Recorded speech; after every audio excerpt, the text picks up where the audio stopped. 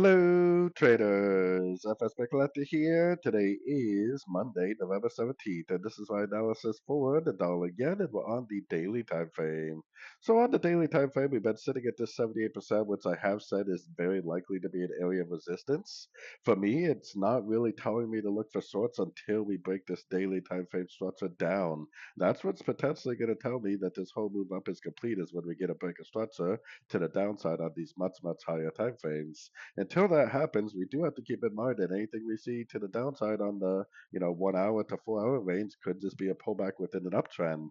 And I've been recommending longs for a while now, and if you have been going long in any of these little pullbacks right here, you've probably been doing really well. Now, if it breaks below this 4 hour time frame structure, I would start looking for shorts. If it breaks below this daily time frame structure, then that's going to tell me that I definitely want to start looking for shorts, potentially for a swing trade to the downside. But for now, we don't even know that any of that could happen. I mean, this thing could go down, make another higher low, and just keep on going up.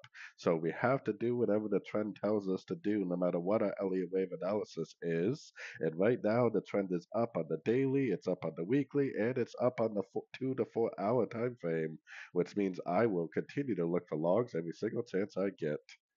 So, anyways, don't forget to check out my website linked over here in the corner. And as always, thank you for watching and happy trading.